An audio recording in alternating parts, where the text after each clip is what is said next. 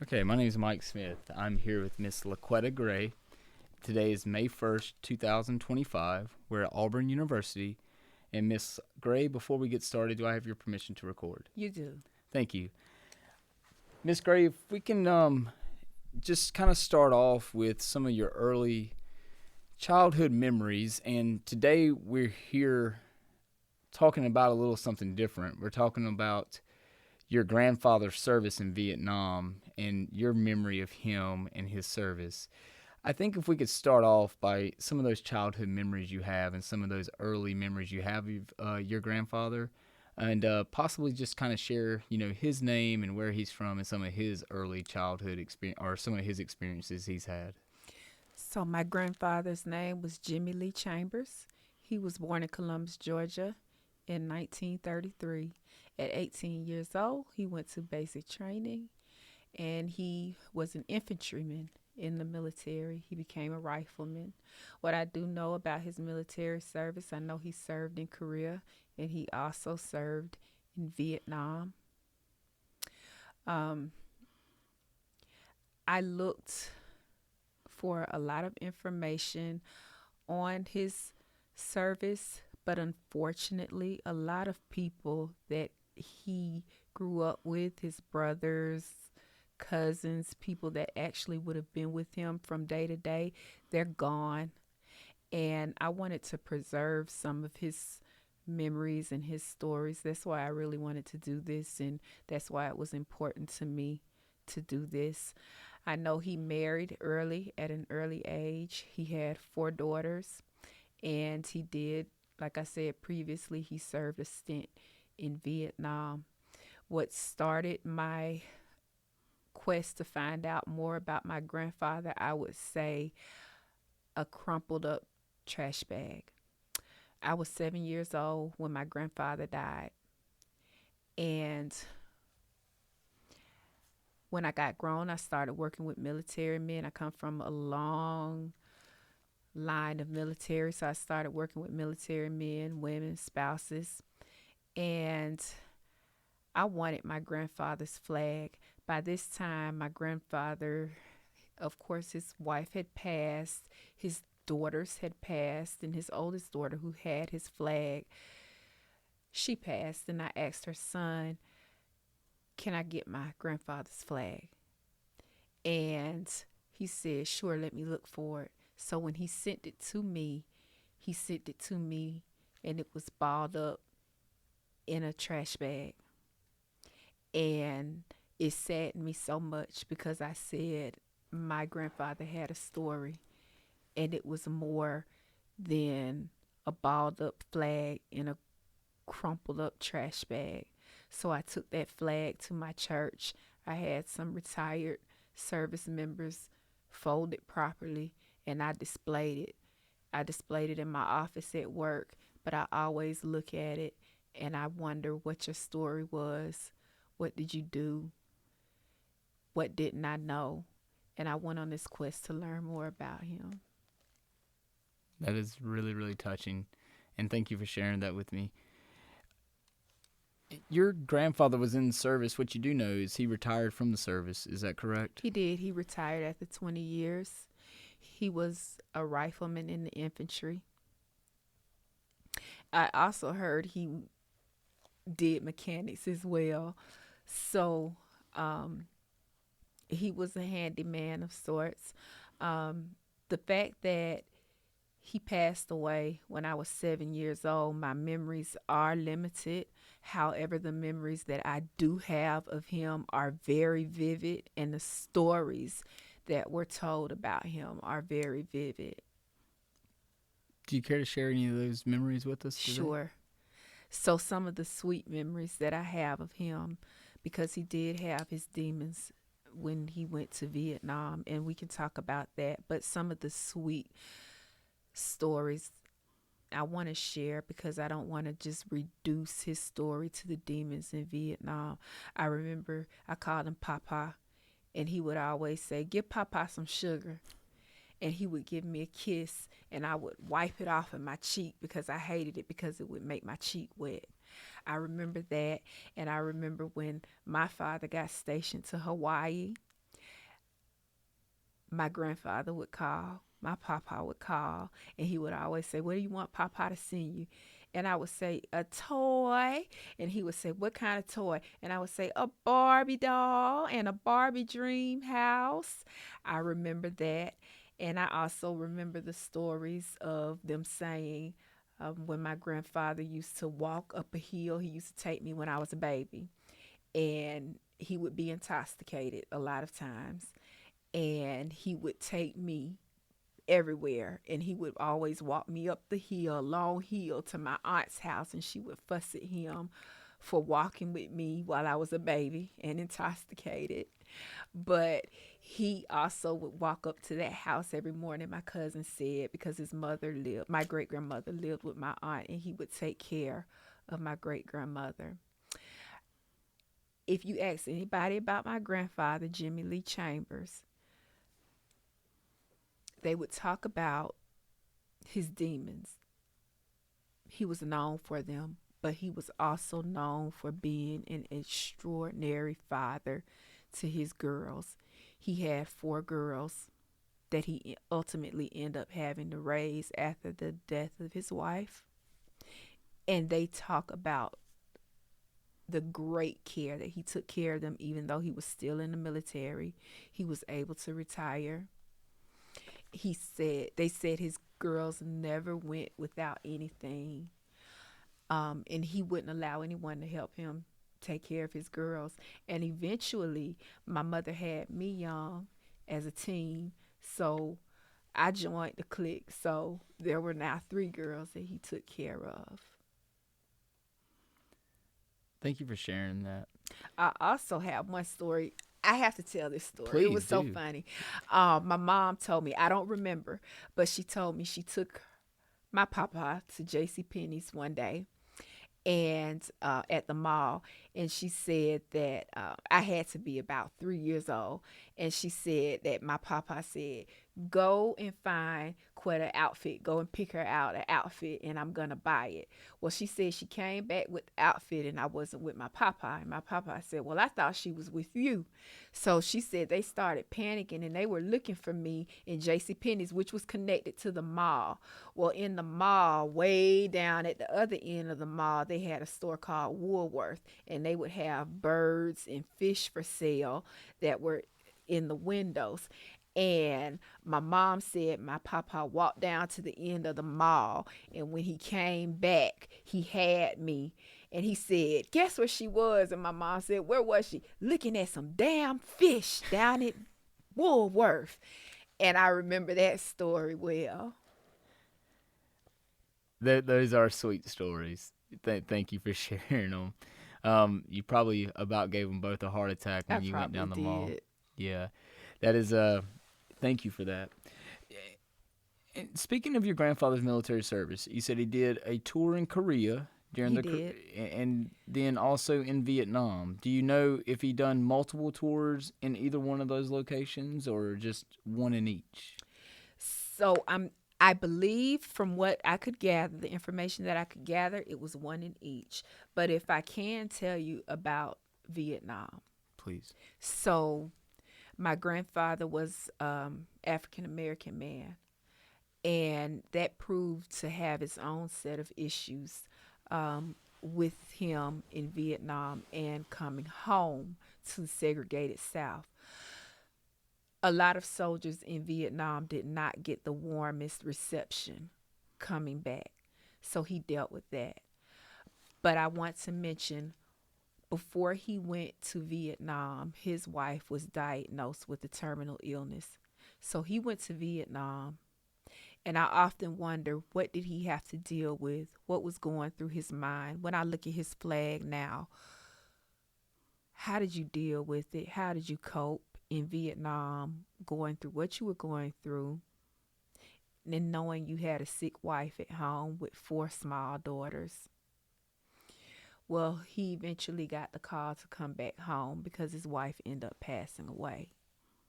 And that's how he ended up taking care of. They let him stay at Fort Benning, and that's where he retired from. And he ended up taking care of his girls. Well, along with that became, how did he deal with his mental health? Back then, there weren't many resources for soldiers, and there was, as is now, a stigma of mental health illnesses. And so, what my grandfather did was he began to self medicate with alcohol. And that's one of the things that he was known for, was his alcoholism. And he eventually ended up dying from cirrhosis of the liver. He drank himself to death. He had these demons that he didn't know how to deal with. There was no place for him to go. I can recall a story that my mother told me. I remember some of it. I was in the car. I was about 3. And I was in the back seat standing up. I don't think car seats and seat belts were a thing back then. But I know she was looking for my grandfather. And she caught him running barefoot through a field. And she said, "Daddy, what are you doing?" And he said, "I'm looking for Quetta." And she said, "Daddy, Quetta's in the back seat with me." And she said she knew then that she had to take him somewhere to get help with what he was going through. And I remember her telling me then she had to end up taking him to a psychiatric hospital. This psychiatric hospital is still is functioning now in Columbus, Georgia. So he wasn't at a military hospital. She took him there. She said she had to leave him there, which was one of the hardest things that she had to do in her life. And she cried when she had to leave him there. But it had gotten so out of control. And that's how he coped and how he dealt with what was going on. My mom said when they were little, she often heard him in his bedroom crying at night. And when I look at his flag, I get sad and I want to ask him now, what did you need? How could we have helped you? How could anybody have helped you? How did Vietnam affect you?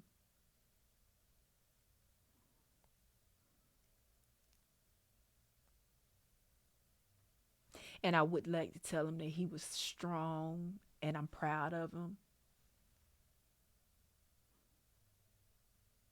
And that there was no shame in how he was feeling because of what he may have had to do when he was in Vietnam, or what he may have had to go through in addition with dealing with the fact that he had a terminally ill wife. And when he came back, not having the reception that he probably felt like he should have had, and I know he should have had. And he came back to the Fort Benning, Columbus area. He did. They allowed him to continue to live in Columbus. So he retired on Fort Benning at 20 years.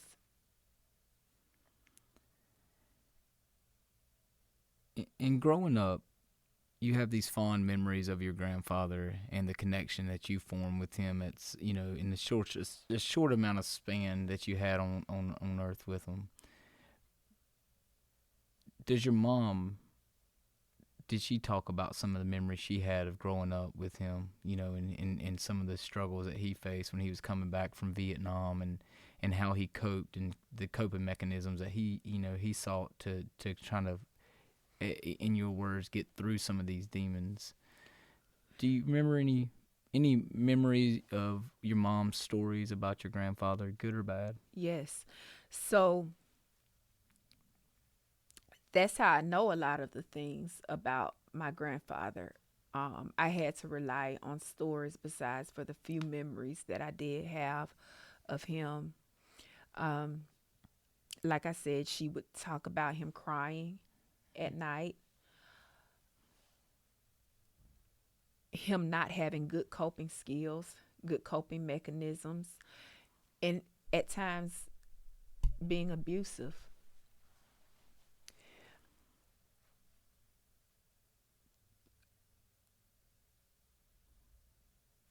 She loved her dad, and her sisters loved him. I loved him. Right now, I only have one living aunt. My mother and her two sisters have passed away, but I still have those stories. I have the stories of some of my cousins.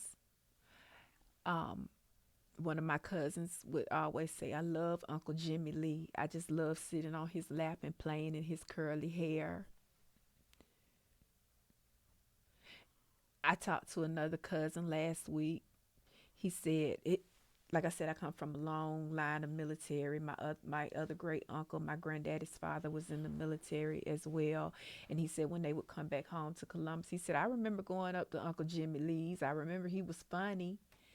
And I have cousins that tell stories about when he would become intoxicated. I guess he would be a comedian and he would get out on the porch and start. My mother said one time she had a party and he had gotten intoxicated, and she said everybody kept leaving the party and she was wondering, well, where is everybody going? And she said she went outside, and next thing she knew, my granddaddy was on the porch and he was out there telling jokes to everybody, being a comedian. Everybody left her party and they were sitting around listening to him.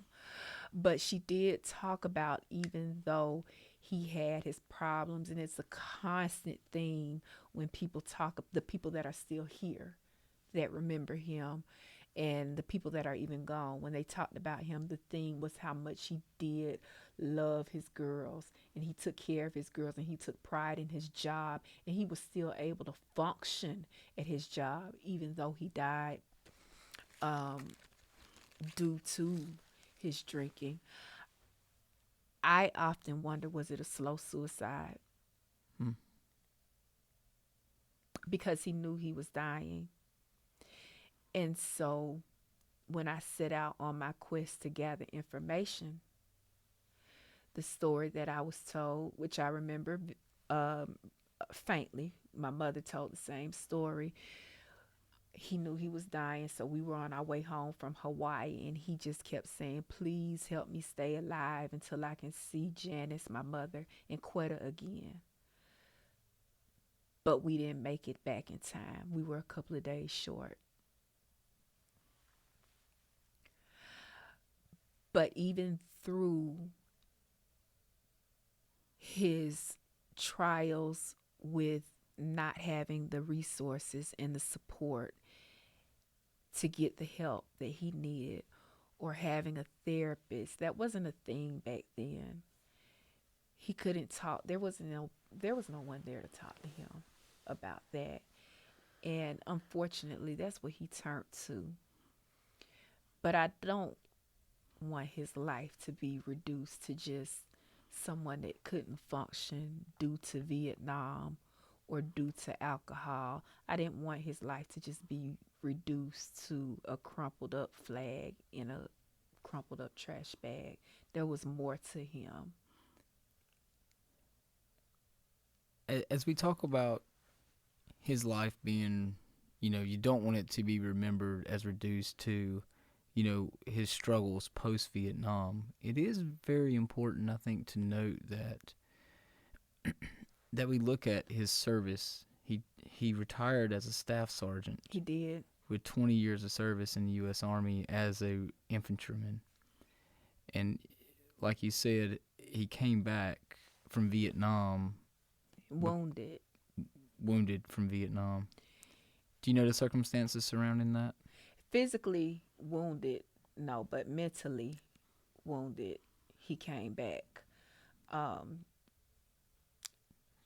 Everything that he went through, I do not know. I wish I could ask him. I wish someone had asked him.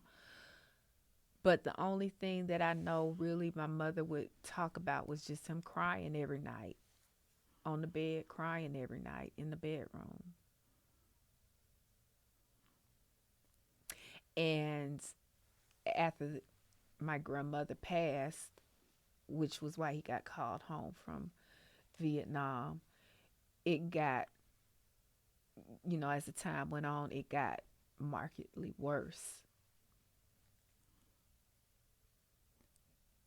Hearing stories about your grandfather and his service and your personal memory, and hearing the stories of your mother and your aunts talking about your grandfather, as you reflect now, your current work, you're helping soldiers and service members and spouses and dependents out. How did that shape your life? It shaped my life dramatically. Um, I became a social worker, and most of the work that I've done in my professional career has been with active duty military, basic trainees. I've done some work with dependents, and now I work with veterans. And I talk to, which has become a passion of mine, I talk to people about suicide and suicide prevention. And one of the signs and symptoms of suicide prevention is increasing drug and alcohol usage. So that was very important to me because I knew that that was one of the things that was a risk factor for my grandfather. And when I think, was this alcoholism a slow suicide for him because he knew he was dying and he ultimately died from this. It it's fulfilling when I work with people, veterans, and I train people that are not veterans when on the signs and symptoms, and being that alcohol usage is a really big contributing factor of veteran suicide risk factors. That's why I like to focus on that and work with veterans because he was a veteran and a lot of people in my family were active duty and veterans. So I haven't been there. I've never been in the military, but I've heard so many stories from different soldiers about different experiences, and then with my own family and my family members, it was important for me to work with this population. Your grandfather's had great influence on where you are professionally and the way that you choose to serve and help out service members and their families and veterans. Has his experience shaped your personal feelings about war and warfare at all? It has, especially with Vietnam, because I didn't realize that some of the soldiers or service members returning home from Vietnam experienced what they experienced. It's so much more different now than what it was then. Some of these veterans, they were spat upon and they just did not get a good reception, and we didn't honor them like we should have honored them. And so that was one of the reasons as well I wanted to do, that led me to do what I do and work with who I work with and teach what I teach and try to educate, because every soldier, no, or service member, no matter what they did, they have a story. And unfortunately, a lot of their stories aren't told. And I can't tell everyone's story, but I can tell his story and just let people know that some of these veterans didn't get what they deserved. They still are not getting what they deserve sometimes. And even with the understanding and the education and knowledge that we have now, there's still such a big stigma. And some of the that population is dwindling down greatly, but they still suffer and they still go through. So I wanted to help wherever I could. Even though it's not my grandfather, I still talk to veterans. I talk to veterans that have been in Vietnam, and I hear their stories as well. They have a story too. They may not have done something that we may call heroic, or their picture may not be on a wall somewhere, but they are veterans of Vietnam. They do have a story, and it deserves to be told and heard.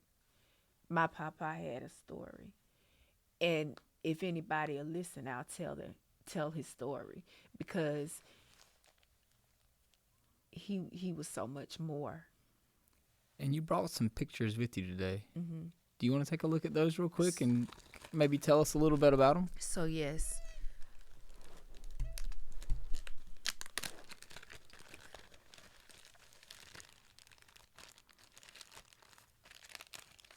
when I talk about suicide prevention, I like to show his picture, and I never tell the audience that this is my grandfather in the beginning. I show them a picture of a soldier, a young soldier that just went to Vietnam. And so the beginning of my research of him, I was able to find out by this cord right here that he has on his shoulder that he was an infantryman. So I talk about how he went to Vietnam and he was married to this lady who was my grandmother, unfortunately, who I never met. And they had 4 girls. In this picture right here, I understand from my mother, was a passport picture. They were supposed to be going to Japan, but my grandmother became terminally ill, so they never did make it to Japan. But this is his family, his wife and his girls. She passed away not long after that picture was made. This is a picture of him and his youngest daughter. I look at it because I can see the love that he had for his kids in his pictures.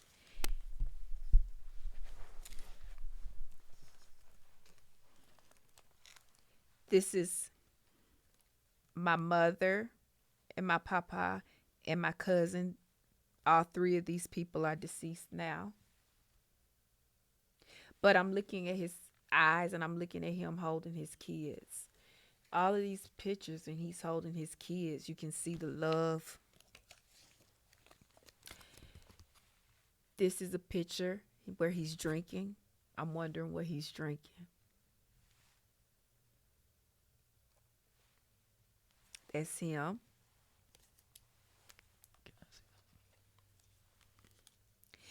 And this is the only picture that I have. And I'm sure there's other pictures. Like I said, his 3 girls have passed, and they probably had more pictures of him. But this is his retirement day. And this is, and it's blurry, and I hate it because it's not clear and I can't really see it. But I can tell it's my mom and her 2 younger sisters. The oldest girl is not on here, but this is my uncle, who was also in the military and retired from the military as well, but he's no longer with us.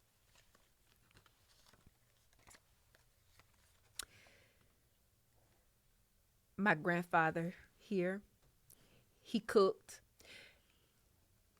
and when I see this picture, I don't know what this is. I don't know if this is a turkey or a chicken, but I remember them telling a story that we had cousins that lived in our backyard, and our cousins had a chicken coop down the hill, and they said my grandfather would go back there and steal the chickens and cook their chickens.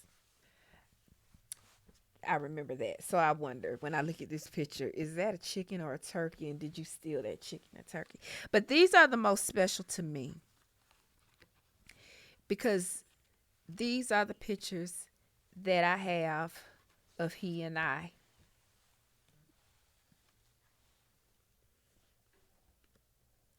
And when I look at these pictures, it tells me, it solidifies what everyone tells me about that, me being the apple of his eye. And I can see the love.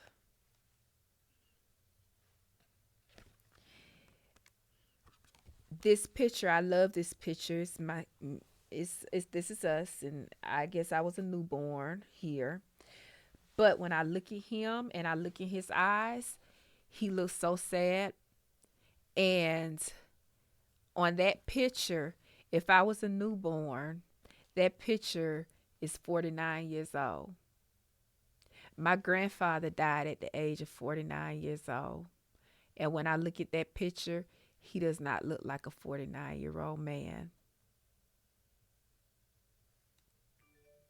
He looks way older, and he looks so sad. And I look at his eyes and I wonder, what were you thinking? What did you have to go through? You poor soul. And I wish I could give him his flowers now.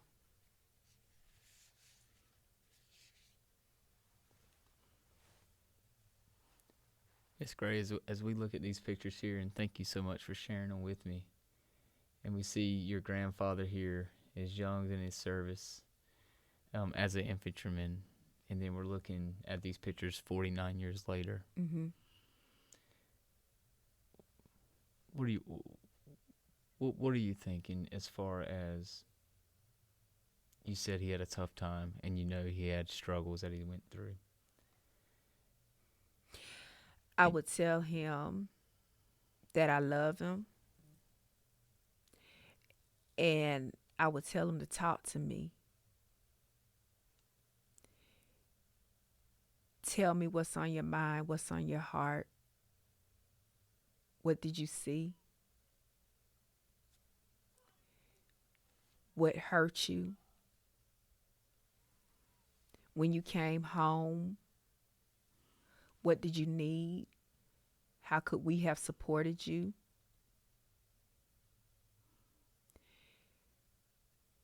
Was the military good to you?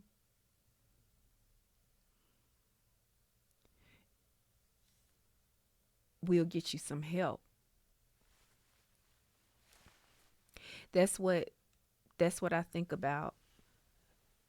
I want to say thank you because, like I said earlier, my mother was a teen mother. And so not only then did he take care of the girls, he took me in as well.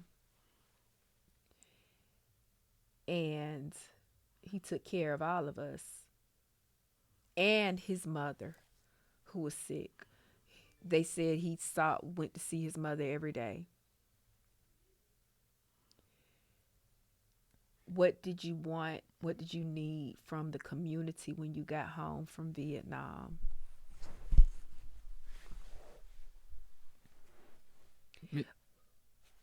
What did the other soldiers need? Did they mistreat you? And I want to tell him thank you for his service. And that you are more than what was given to me.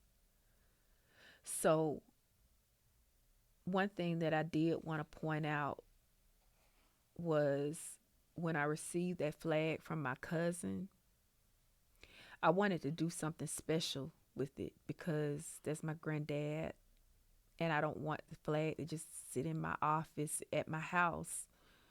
So I called an organization and I asked, could I donate his flag just to put it on display? And they asked me, well, did your grandfather do anything special in Vietnam, or did his flag fly over something special? And I said, no, not that I know of. And he said, well, I'm going to be honest. I don't think you want to bring the flag here because we have boxes and boxes of flags that have been donated to us from family members. and we have to properly get rid of these flags. And I said, so you have people that have gone to these wars and they've served our country, and you just have boxes of flags in the back. And they said, yes, there's nothing we can do with it unless it was a special flag. But I said, no, but every service member has a story. It doesn't matter what they did, or it doesn't matter that they weren't an officer, or their pictures and hanging up or in a history book. They all have a story. They all contributed. It took something out of everyone.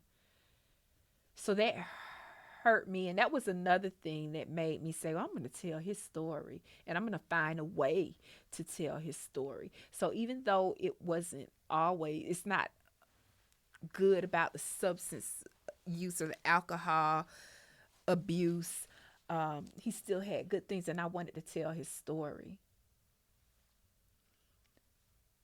And now I'm trying to work on a project of where I can get people to donate flags and a small picture and a small bio to put with the flags about people's soldiers,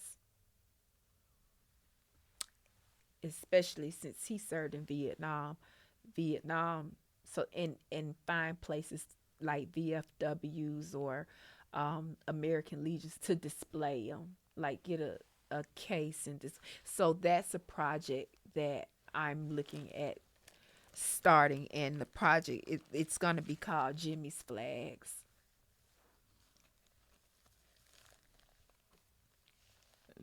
Thank you for sharing that.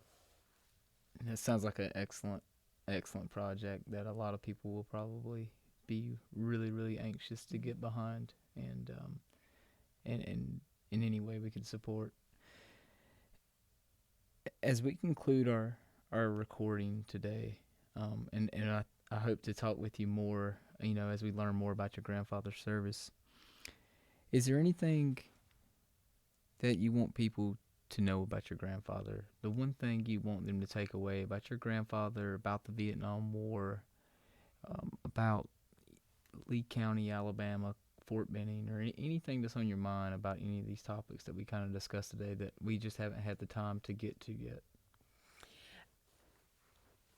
I think then, as compared to now,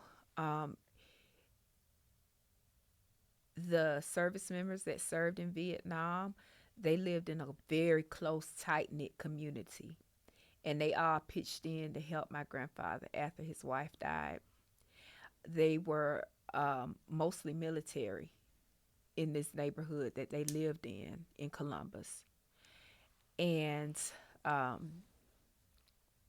would really love to see that support among service members now, and neighbors in general. People were just more neighborly, which allowed him to complete his military career.